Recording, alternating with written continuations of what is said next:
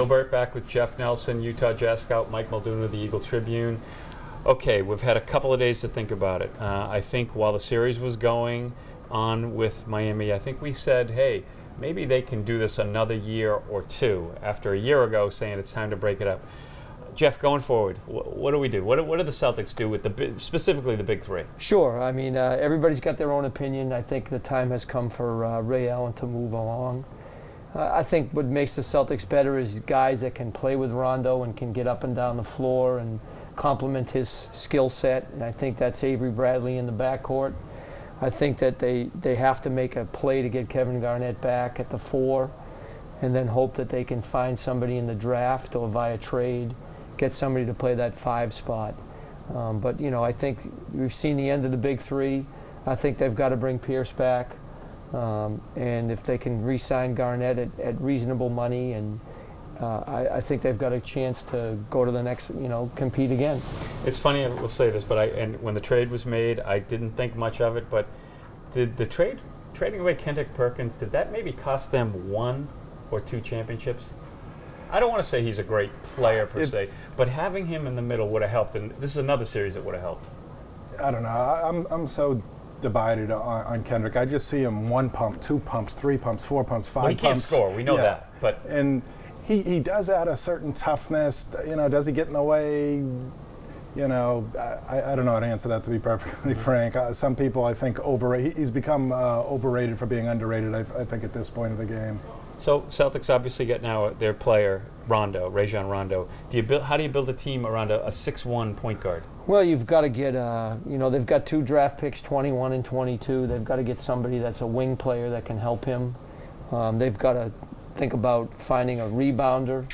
Chris Humphries is out there, you know, a guy that can score and finish off of him. I think, you know, they've got to re-sign Brandon Bass. I think, you know, Bass's contract is going to pay him $4 million if he comes back with the Celtics.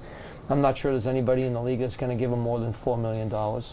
So I think you're looking at him coming back. I think they're, I think they've got to find guys that can play with Rondo. We've doubted Danny before, and even this year there was doubt. And I got to give him credit. He got some pieces together, and injuries obviously hurt this now because maybe with Avery Brown, maybe this is different. Do we believe in Danny to turn this around in the short term?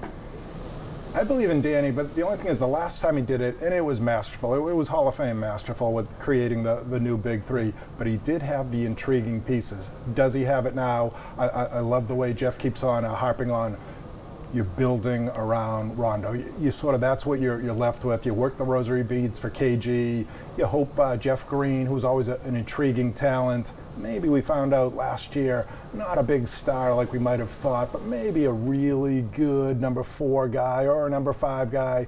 You cross your fingers that maybe Jawan Johnson, the lanky but talented young kid out of Purdue, can play.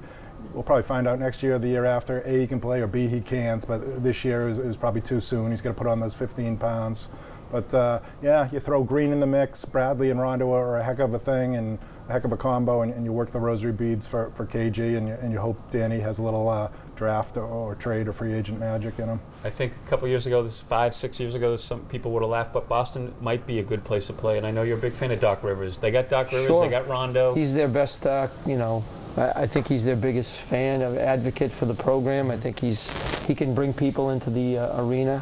You know, Jeff Green, I personally would not sign Jeff Green. I wouldn't bring him back for 2 reasons. One, I don't think when they had him when he was healthy, he fit their style. Sort of soft. And number 2, you know, a guy just had a heart problem. I mean, I'm not going to spend any money, you know, no disrespect to him, but, you know, when he came here, he didn't really light the world on fire, and now you put a heart surgery together with that.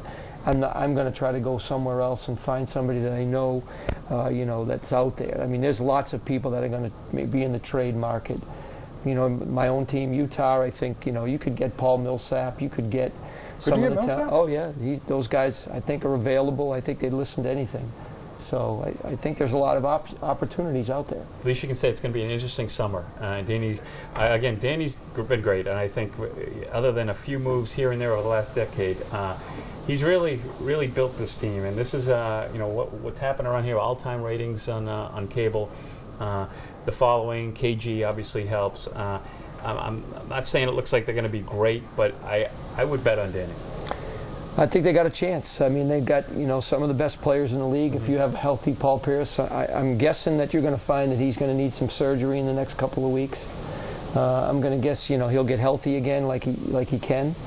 And if they get lucky enough that KG comes back, and I think when you're 36 and the guy's so intense, where's he going to take all that energy? Where's he going to take all that focus? What's he going to do? He's got to come back. He's got to play. Maybe not for the Celtics, but he'll come back. I agree. All right, that's it for now. We've got the Celtics.